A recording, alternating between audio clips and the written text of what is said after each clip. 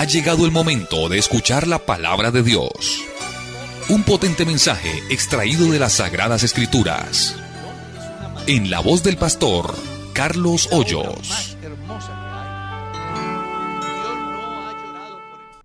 Estamos en un mundo donde pudiéramos decir que es como una anarquía, ¿no?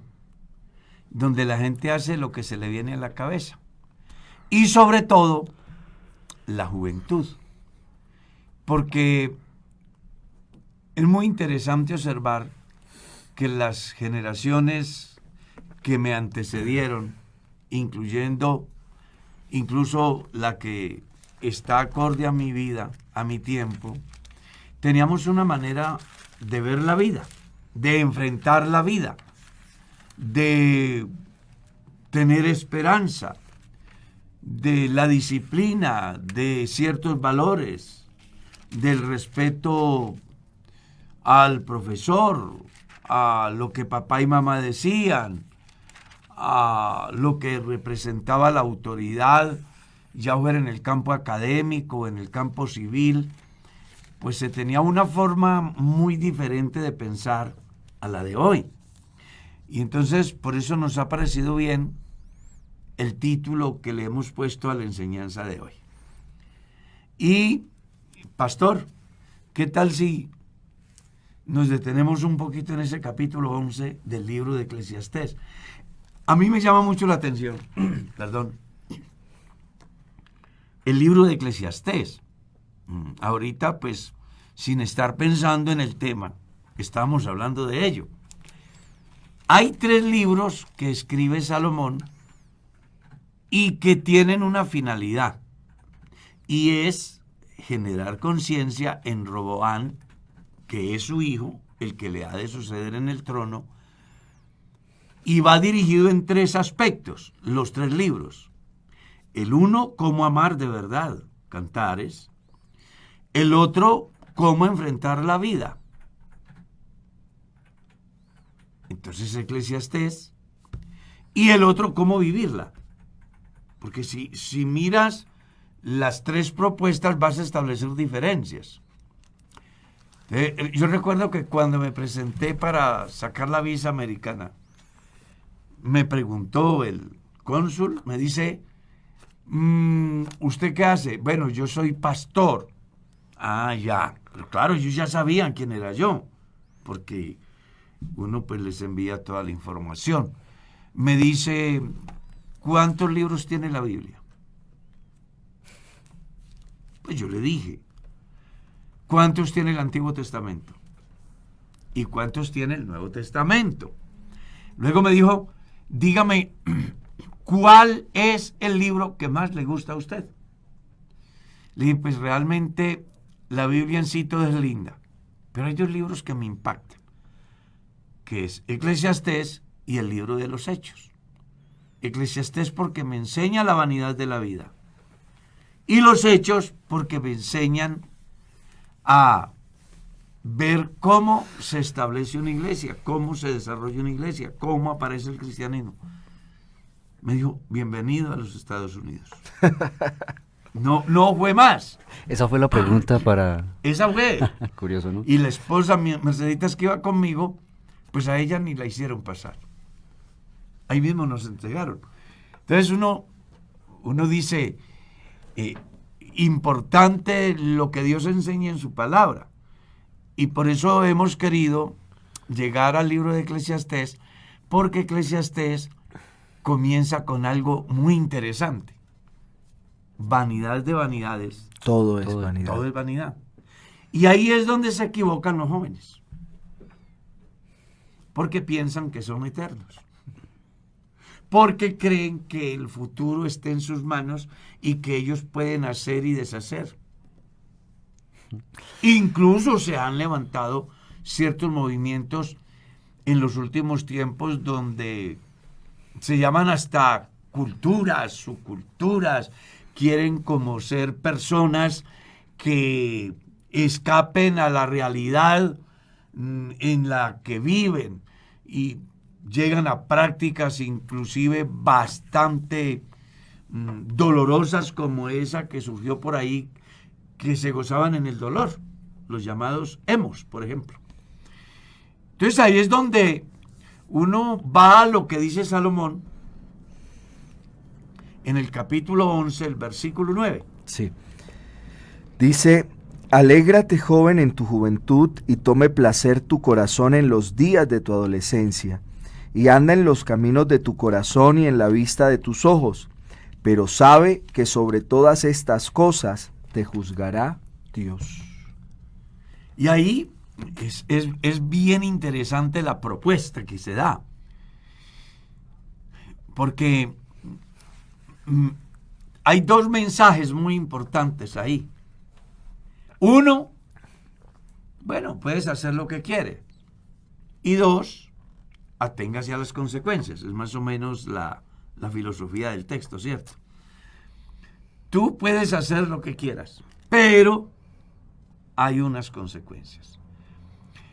Y creo que aquí es muy interesante profundizar, porque al final de todo, la juventud es maravillosa, y en la juventud, en esa etapa de la adolescencia y la juventud, se define el futuro del hombre. Por eso es que las personas tienen que poner mucho cuidado en el desarrollo de su vida. Y a mí me llama la atención el texto, más allá de lo que uno lee, el que podamos analizar aspectos tan interesantes como los errores de los muchachos. ¿Cierto? No es lo mismo que un muchacho se equivoque a que un viejo se equivoque. Yo, por ejemplo, me he hecho algunas preguntas como: ¿usted cree que David en su adolescencia se equivocó? ¿Y qué dirían ustedes? Sí, Claro. ¿Que cometió cualquier locura? sí, también. Claro que sí. ¿Por qué no aparecen en la Biblia las locuras del muchacho David? Excepto las hazañas de defender las ovejas del lobo o del oso o del león. ¿Por qué no aparece esa parte negativa de David? Pero cuando es viejo, comete un pecado y ese lo marca a él Y a su familia. y a su generación. Y a su reino. A su completamente. reino, a su descendencia. Entonces no vaya a creer que lo que aparece escrito es simplemente, como dicen por ahí, al azar. No, es que hay un contenido tan importante, el cual hoy vale la pena que los muchachos como los viejos lo analicemos. Y más en la generación que estamos viviendo hoy, ¿no? Yo tuve la oportunidad, la bendición de mirar unos cambios muy interesantes en diferentes áreas, porque yo soy de la generación donde era pecado estudiar, pero he logrado vivir en una generación donde la ciencia y la tecnología es el punto de partida y el punto de llegada. O sea, yo alabo a Dios por haberme permitido vivir esas dos etapas, ¿no? Que no vivió mi padre. Ellos vivieron una etapa muy diferente a la nuestra.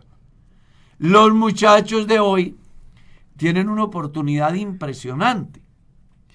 Y resulta que en esas oportunidades, pues se presenta una problemática donde, a causa de la influencia de los medios y de la academia, mal enfocado, dañan a nuestros jóvenes y los llevan a comportarse de manera inadecuada en todos los aspectos, comenzando desde la educación sexual, por ejemplo.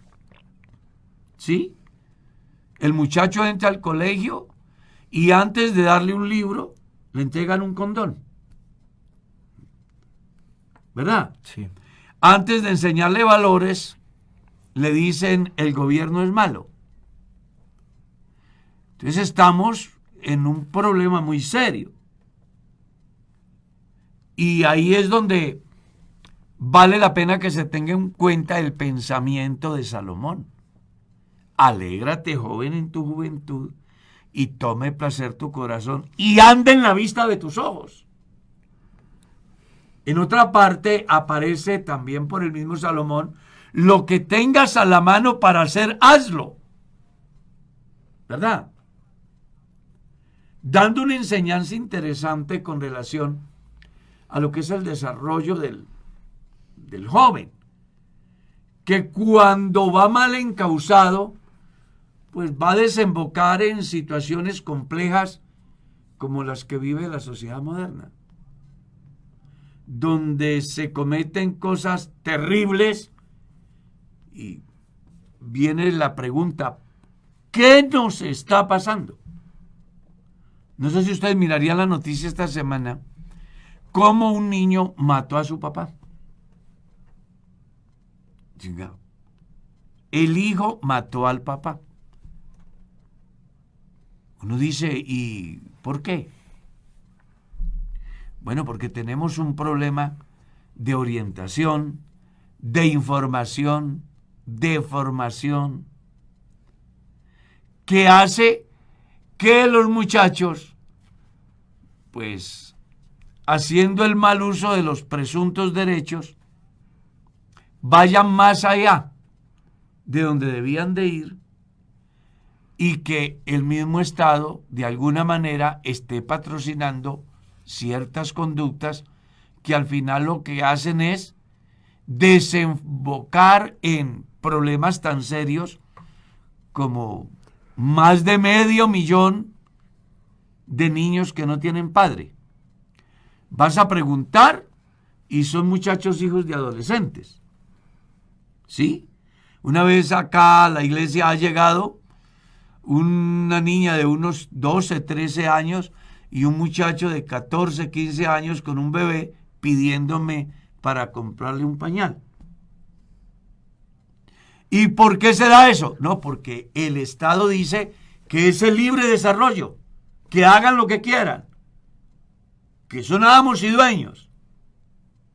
Y se nos olvida que esa manera de observar el desarrollo del individuo lo que lo está llevando es al fracaso. Así es. Mire que es interesante el planteamiento de Salomón, porque habla de tiene varios elementos. Uno, el principio de la libertad. Claro. Sí, a través de la cual el individuo aún desde su juventud puede hacer lo que a él le parezca bien. Pero de algún modo establece, establece claramente el grado de responsabilidad en relación con el uso de la libertad y las consecuencias que traen sobre la vida del individuo la toma de cualquier tipo de decisiones. A mí me llama la atención que un planteamiento de la literatura durante todo el tiempo, y es acerca de que en los momentos más cruciales de la vida, que uno pudiese definir mucho de su futuro, que es la adolescencia y la juventud, uno tiene la menor experiencia posible o las menores herramientas para tomar una decisión de manera autónoma. Es decir, uno no cuenta con esos elementos que le permitan decir, no, la mejor decisión que yo puedo tomar es esta, porque su experiencia es mínima, ínfima. Pero sí tiene muchas influencias externas. Entonces, eso es lo siguiente que quiero decir. Según su planteamiento, la necesidad, que veníamos hablando de familia hace poco, la necesidad de unos padres que puedan direccionar adecuadamente a sus hijos en la toma de decisiones es fundamental para evitar que el joven tenga que posteriormente asumir responsabilidades de las cuales él no se ha visto, que digamos que él no alcanza a cuantificar el grado de beneficio o daño que puede causarse a través de la toma de una pequeña decisión. Pero lo otro es como el escritor hace uso de varios elementos, ¿no? Mire que primero dice alégrese y luego tome placer. Y la cultura del presente se mueve por el placer, por el hedonismo, por aquello que satisface mi necesidad de placer, en este caso particular. Digamos que mucha de nuestra época ha estado marcada por propagandas, por ejemplo, solo hazlo, la época de Nike.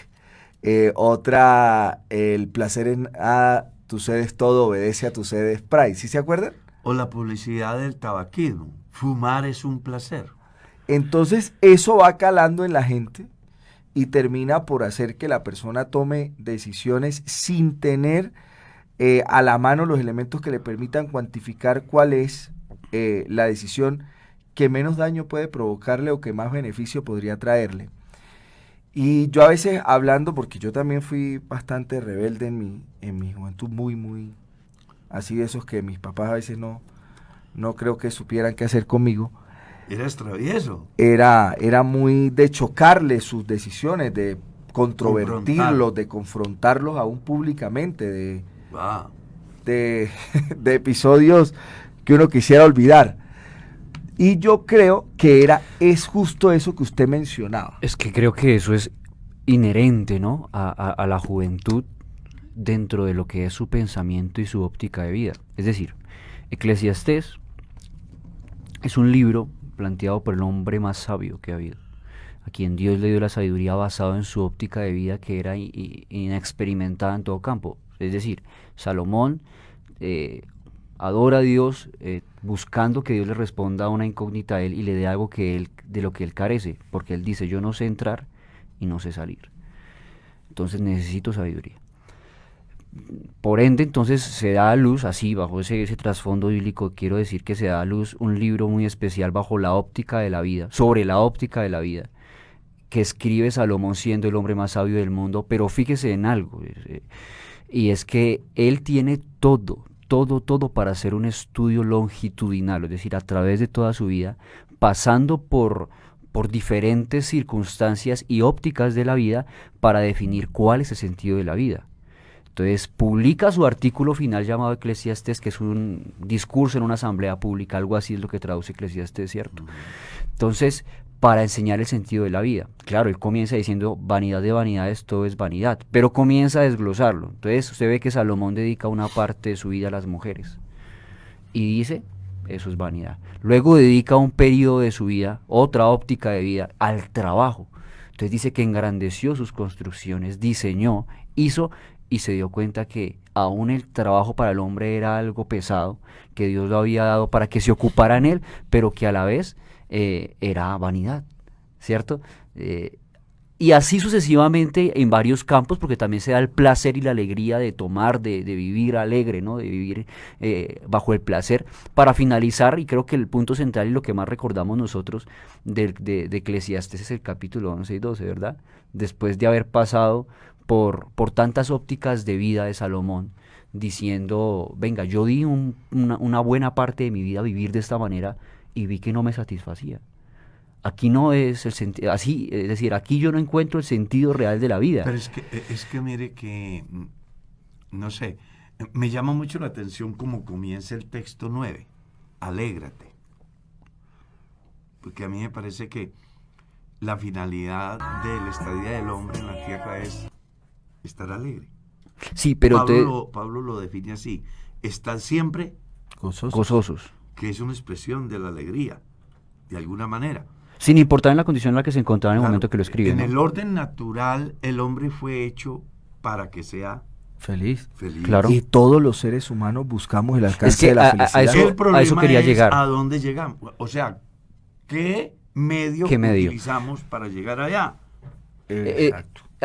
A lo que yo quiero llegar, y era más o menos lo que dice el hermano Carlitos, y es cómo se llega a la alegría, a la felicidad, porque las palabras que usa Salomón al finalizar y al concluir ese discurso del que viene hablando no son algo alegrado de la felicidad o de la alegría como el sentido de la vida, porque lo que han llegado a pensar las personas hoy en día para tratar de justificar su forma de ser, sus decisiones y su libre albedrío, de decir yo soy libre de hacer lo que quiera, y parece ser que van a llegar a la felicidad de esa manera. Créame que lo que Dios ha diseñado como autor de la vida es una vida alegre, y desde el principio fue así. Es una vida plena, pero a través de Eclesiastés creo que podemos analizar que el ser humano no va a poder llegar a vivir una vida plena alejado de Dios. Por eso es que Salomón les dice eso, acuérdese de su Creador, pero en los días de su juventud, antes que vengan los días malos. Claro, porque si usted quiere aprovechar bien su vida y sacarle todo el potencial, acuérdese de su Creador ahorita que tiene toda la vitalidad. Después, porque ya va a llegar un tiempo en el que va a ser imposible.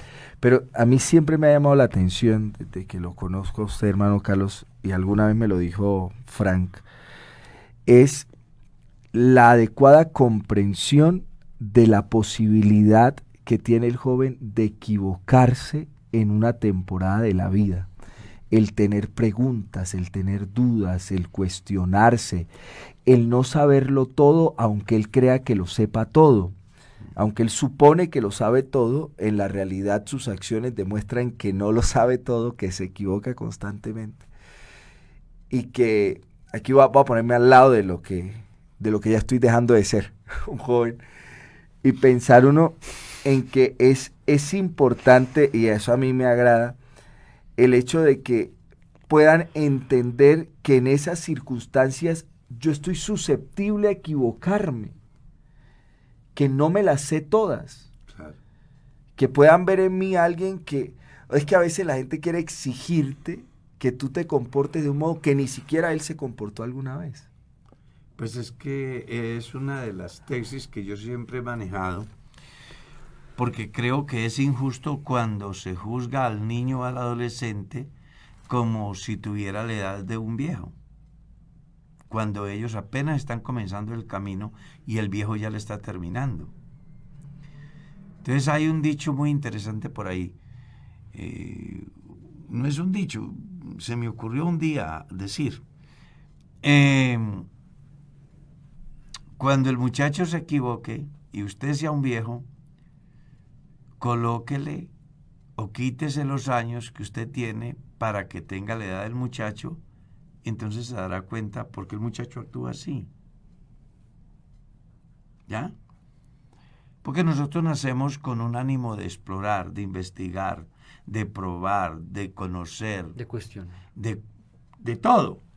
Y es el aprendizaje de la vida.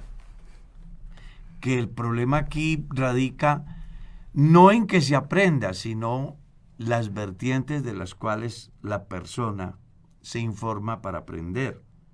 No es lo mismo que un niño se le acerque a papá y a mamá y le pregunte sobre vida sexual, a que le pregunte a una niña o a un niño de su misma edad sobre vida sexual.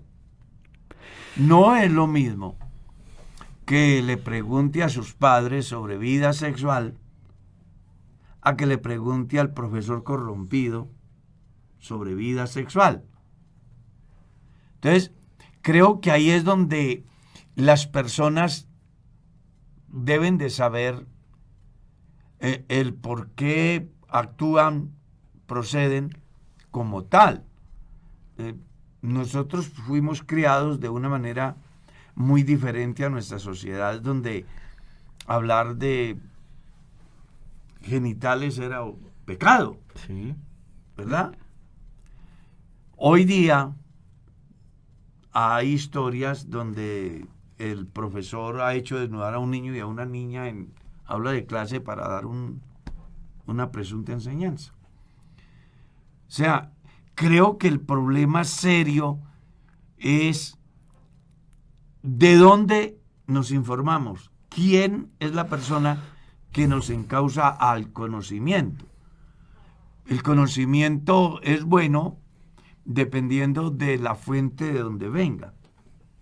Y será bueno cuando yo sea un adulto y tenga claro qué es la vida, pues entonces, independientemente de donde venga la información, yo voy a tener la capacidad, la madurez suficiente como para establecer las diferencias, aprobar o improbar. Pero cuando se llega a la etapa de la que dice Salomón, adolescencia y juventud, ¿usted sabe lo que es un adolescente? Alguien que apenas está abriendo los ojos a un mundo totalmente desconocido, donde se comienzan a activar en él una cantidad de situaciones que 4 o 5 años atrás jamás le sucedió que pudiera, o jamás pensó que pudiera llegar allá. Pero mire que hay algo a mí que me llama mucho la atención, y es la riqueza que hay, el recurso tan enorme que tiene el cristiano y las personas con la Biblia, ¿no? Que tiene un libro que trata sobre el sentido de la vida y cómo, y eso, Eclesiastés a la luz de un problema de actitud y de carácter con un adolescente es una herramienta fundamental, pienso yo. ¿Por qué? Precisamente por lo que está diciendo el pastor Carlos, porque vamos a ver de dónde es que viene el conocimiento, de dónde es que viene esa forma de hacer las cosas, qué es lo que lo influencia, ¿no? Quien escribe esto es Salomón. Claro. Y Salomón pasó por todas las experiencias de vida, habidas y por haber. No, Léalo pues, en Eclesiastés. Sí, Y su óptica de la vida o sea, es bastante objetiva. y es basada en la realidad, en la práctica de la vida. Pero a lo que yo quiero ir, hermano Carlitos, es que el ser humano pareciera, ¿no? No sé si usted comparte este pensamiento, pero tiene una incapacidad para aprender por cabeza ajena. No queremos escuchar Quiere a los que ya han pasado, a los que ya han tenido la experiencia, ¿no? No, yo quiero experimentarlo yo. Yo quiero pasar por el hueco y caerme en el hueco y después lamentarme y después decir, no, si yo hubiera visto, si yo hubiera leído, ¿no? Que es el Si yo común hubiera hoy, ¿no? sabido. Oiga, y yo, tanto que me dijeron. Interesante, ¿no? ¿Y yo por qué llegué hasta aquí? En síntesis, yo pudiera decir hoy que Eclesiastés es un libro maravilloso. Porque acabamos de citar un pasaje donde el punto de partida es la alegría. ¿Cierto? Después, placer. Después, deleitar su vista. Y andar en los caminos del corazón. Claro. Es que ahí hay mucha cosa que uno No, analiza. es que hay varias cosas ahí. Alégrate, joven. Toma placer tu corazón y anda en la vista, de tus ojos. Son 3 cosas muy importantes que están en un ser integral, que es el ser humano, pero que sí hay diferencias. Y lo que más me llama la atención del texto es que teniendo esas ofertas, quien vaya debe de saber que habrán consecuencias. Por eso dijimos que el hombre puede hacer, el joven puede hacer lo que quiera y seguramente que podemos llegar a una conclusión. Sí, pero, hay un pero, y es que toda decisión trae consecuencias. Y ahí es donde los muchachos de hoy tienen que sentar cabeza, como se dice en mi tierra, ¿no? Poner los pies sobre la tierra. Porque uno en una etapa de la vida piensa que se la sabe toda, que los demás son ignorantes. ¿Sí? Eso piensa uno. Claro. Compite inclusive con la apariencia, con otros, con la fuerza. Cuando yo era muchacho y había muchachas por ahí, yo quería probar de que tenía más fuerza que el otro. ¿Sí? Así no le estuviesen pidiendo que Así no lo demostrara su fuerza. claro. Porque ese es el proceso de la vida. Sí. En cambio hoy, ahí es que preguntarnos, a la edad que tengo, ¿puedo bajar una escala? Antes la podía saltar, hoy no. Y me encanta el libro de Eclesiastés porque muestra pues todo ese proceso de la vida y al final hay una advertencia para el joven, para el adolescente. Y es que todas sus acciones se verán de alguna manera reflejadas en las consecuencias. Un muchacho que desde su temprana edad comienza vida sexual, es muy posible que cuando tenga 25 o 30 años ya tenga una enfermedad De transmisión sexual. incurable, Sí, claro. que lo marcó para toda la vida.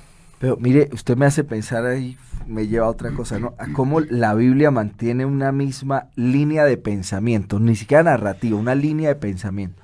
Sí, señor. sobre cuál es el rol de los hijos en relación con los padres, honrarlos y obedecerlos. Ujú. Y el tener unos padres, que en este caso yo creo que los que estamos acá podemos dar fe de lo benevolente que ha sido Dios con nosotros al darnos los padres que nos dio. Fuimos la gente más privilegiada. Sí. Entonces, el tener unos padres de esa altura y el que nosotros pudiésemos cumplir un rol de obedecerlos, permitiría que viviésemos alegres, porque el placer no es malo, ¿no? Eso hay que aclararlo. El placer es una cosa que Dios nos dio. O sea, el placer mal enfocado, eso sí tiene que ver con otra cosa, pero hay una satisfacción, un placer.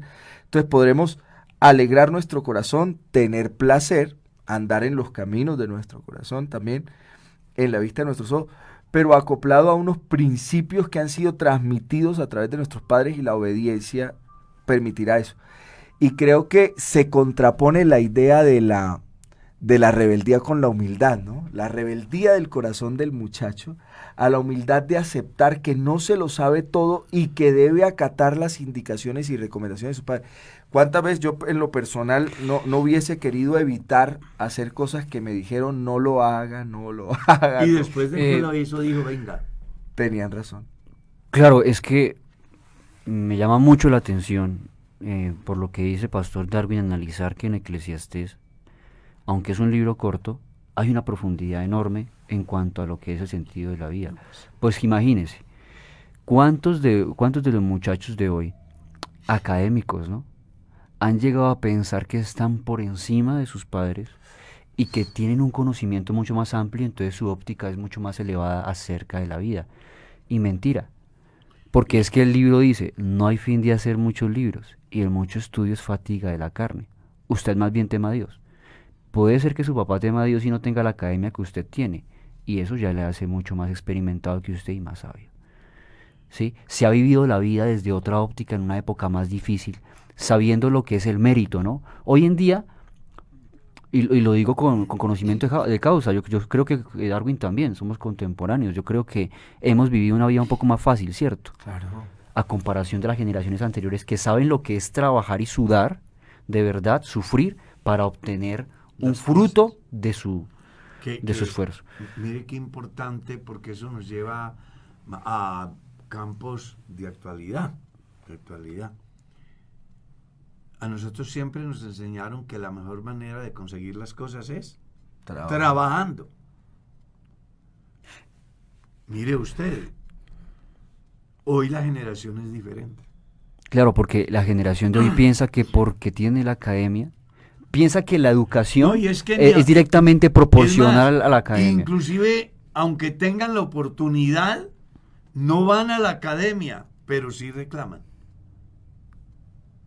Hay padres que han matado hay hijos que han matado a sus padres para quedarse con lo que el hombre o la mamá trabajó toda la vida. Él no piensa que puede ponerse a hacer su propio proyecto, sino que aquí hay algo y lo único que me estorba es papá y mamá, quitémosle la vida y me quedo con todo. Pero eso va a ir de verdad muy ligado a la ausencia de lo que Dios en su gracia sí nos permitió a nosotros. Y era tener buenos padres. Claro. Gente que nos amó, que nos respetó, que nos disciplinó, que nos corrigió, que nos enseñó. ¿Ya? Las generaciones que se levantan hoy han invertido los valores. Entonces, existe un mal concepto todo a la filosofía del último tiempo. ¿Por qué? Porque se piensa que trabajo de la mujer es si gana plata. Si no gana plata, no es trabajo. Y se olvida que ese trabajo sin dinero es el más valioso. Claro. Porque es la escuela donde se forman los niños en valores. Es la casa, es papá, es mamá, quienes están pendientes, quienes evitan que el muchacho se salga de aquí y se meta allá. Creo que se está yendo una generación que no volverá. Qué tristeza. Y se levantará una generación, ya hay una generación, y los que vienen después de ellos, Dios mío, gracias a Dios yo no la voy a vivir. No, pero la desesperanza tampoco es buena. Es decir, debiésemos...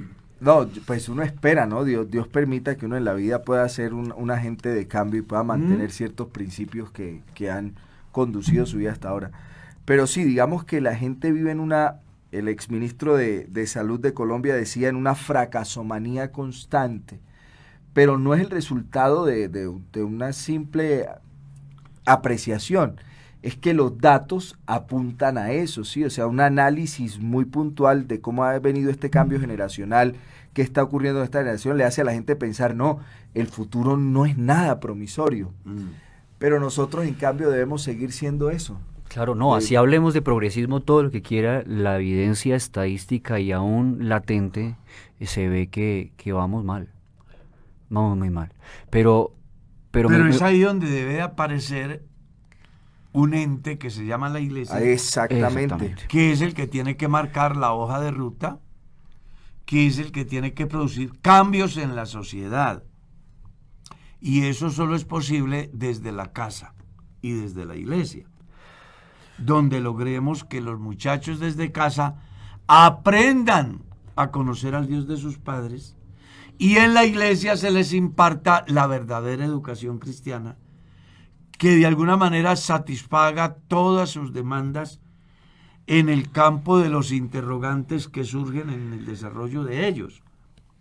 Y así podamos tener muchachos estructurados doctrinalmente en el pensamiento de lo que es nuestra fe, para que cuando lleguen al bachillerato o vayan a la universidad, pues no los mueva cualquier corriente. ¿Está claro? Entonces, aquí vale la pena que nos preocupemos, como tratábamos en estos días en un programa que fue hasta muy interesante, que hablamos sobre la familia, que entendamos que los constructores del futuro de nuestros hijos somos nosotros. Cada padre, cada madre de familia. Y que generemos conciencia a partir de lo que estamos leyendo aquí en Eclesiastés. Porque Eclesiastés es una cátedra muy importante donde le enseña al ser humano todo el proceso de la vida, entre ellos la toma de decisiones y las consecuencias posteriores. Y por eso a mí me encanta el fin del discurso. Porque como decía Felipe, Eclesiastés es un discurso que da Salomón, no sabemos a cuántos, pero que definitivamente iba dirigido a su hijo. Usted va a decir algo, está que se habla. No, que está que... Pero miren que es que hay algo que a mí sí me llama mucho la atención, y es algo que ocurre muy frecuentemente. Y es que a veces, yo no soy papá, pero tuve papás que me enseñaron algo interesante. Y es que a veces los papás, intentando demostrar amor, lo que eliminan es el que su hijo deba asumir la responsabilidad de sus actos. Intentan protegerlo y salvaguardarlo y evitan que el aprendizaje se haga efectivo. Es decir... No, eso no es protegerlo, sobreprotegerlo. Sí, yo no estoy diciendo que esté mal, ¿no? Pero yo recuerdo mucho de mi infancia. Mi mamá tenía frases muy categóricas que le hacían doler a uno el corazón cuando era un niño, sobre el cómo él previamente había dicho algo. Si yo lo hacía, asumía la responsabilidad de lo que hacía. Y no significaba que él se alejara por completo sino que estaba ahí. Pero yo te estoy diciendo que hagas esto, si haces otro, entonces mira, fíjate lo que te va a pasar. Después no vengas acá llorando cuando tal cosa. Pero ahora uno observa que bajo la presunción de la protección se elimina la responsabilidad, y en ocasiones uno puede creer que es bueno, que el amor excesivo, pero yo creo que en ocasiones termina siendo contraproducente para el desarrollo de la personalidad y del carácter del individuo. Pues es que bíblicamente dice, castiga a tu hijo en tanto que hay esperanza, pero no se apresure su alma para destruirlo. Un padre de familia desenfocado, pretendiendo mostrar amor a su hijo, no le da temprano su corrección y el muchacho se termina perdiendo, aunque papá y mamá digan que lo quieren y que lo cuidan mucho. Pero es que ahí hay otro problema, pastor, y audiencia en general. Nosotros tenemos un problema serio y es la intervención del Estado en la educación de nuestros hijos, en la disciplina de la familia. Imagínense que ya la ley dice que no se puede castigar al niño. Y hay padres de familia que a mí se me han quejado diciendo, pastor, vea lo que me sucede, y es que cuando yo voy a corregirlo me dice, cuidado, porque llamo al 123. Y pasa entre nosotros. Sí, señor. Es que O sea, muy es decir, uno cree que para el otro lado, pero yo No. aquí he conocido historias de hijos que han demandado a sus padres. Claro. Yo he ¿Por qué? atendido Porque casos los como han eso. corregido. Esto es más complejo de lo que la Sí, gente piensa. tiene una Claro. complejidad. Pero mire, hay algo que sí debemos de ir como teniendo en cuenta porque el tiempo se está yendo. Eclesiastés es un discurso sobre lo que es la estadía del hombre sobre la tierra. Y habla desde el tiempo de nacer, el proceso que se da, donde se juntan piedras, donde se esparcen piedras, donde se ama, donde se odia, donde se abraza, donde no se abraza. Y llega a lo que Salomón plantea acá, donde el muchacho aparentemente puede hacer lo que quiera, pero debe atenerse a las consecuencias. Sin embargo, la suma final de todo, lo que estamos en el capítulo 12, que comienza con una orientación diciendo, acuérdese de su creador, y le explica por qué, lo que pasa en el proceso de la vida. Y al final, me encanta, creo que es el texto más clave del libro de Eclesiastés. El fin de todo el discurso oído es este: Teme. teme a Dios y guarda sus mandamientos, porque esto es el todo del hombre. Y le explica la razón, porque Dios traerá a juicio toda obra. Así que alégrese, joven, en su juventud. Usted adolescente, pero aténgase a las consecuencias siendo consciente hoy, a través del gran discurso del sabio, que no vale la pena darle tanta importancia a tantas cosas que en un momento determinado parecen importantes, pero que al final nos encontraremos con las manos vacías. Solo hay algo que tiene sentido: Temer a Dios. temer a Dios y guardar sus mandamientos. Porque dice, esto es el todo Del hombre. El hombre. Claro, porque Dios sabe que el proyecto de vida del ser humano va más allá del sepulcro, va más allá del Salón de la Fama, va más allá del premio Nobel, va más allá de la pensión, de la casa. Es eterno. Y de la única manera que los muchachos de hoy podrán alcanzar ese proyecto eterno es temiendo a Dios y guardando sus mandamientos. Me llama mucho la atención eso que estaba planteando el hermano Carlos, que es lo que dice el libro al final, basado en lo que nosotros leímos, ¿no? Ande como quiera, ande en los caminos de sus ojos, en la vista de sus ojos, en los caminos de su corazón, pero como dice la palabra de Dios también, pues engañoso más que todas las cosas es el corazón. Entonces, en resumen, la pregunta inicial es, ¿pueden hacer lo que quieran? Sí. Pueden hacerlo. Sí. La diferencia radica en qué está influenciando eso que usted está haciendo, ¿no? Porque aquí lo que nos hace es aterrizarnos en el punto de que Dios es el todo del hombre. Si Él influencia tu corazón, si Él influencia la vista de tus ojos, si Él influencia tu intelecto, entonces es diferente cómo vas a vivir la vida. Y Eclesiastés, haciendo parte de lo que es el Antiguo Testamento, nos lleva a considerar que el ser humano alejado de Dios no va a poder llegar a tener una vida correcta, ¿no? Es como, pienso yo siempre he dado este ejemplo, es como el hermano Carlos compra este celular, ¿sí? Pero usted no pudo encontrarse con el que diseñó el celular y el que lo hizo, que sabe por qué es diferente al anterior, ¿no? Y no sé cuántos de nosotros leemos el manual de un celular cuando lo compramos. Yo nunca lo he leído. Muy pocos, dese cuenta. Darwin sí, porque él es muy lector. Darwin probablemente sí, pasó. Yo, Sí, yo me lo sí, imagino sí, leyendo muy- el Leyendo las funciones.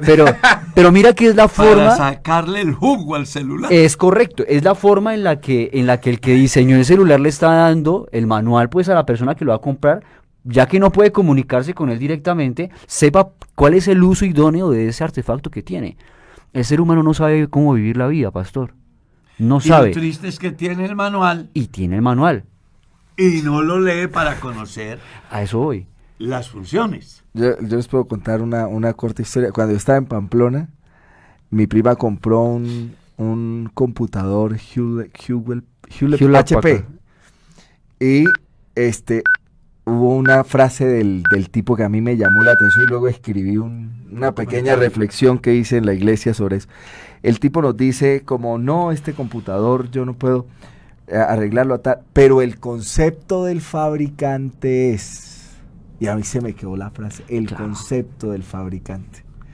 Y esa no es una encuentre verdad. salida para que consuma más. Esa es una verdad.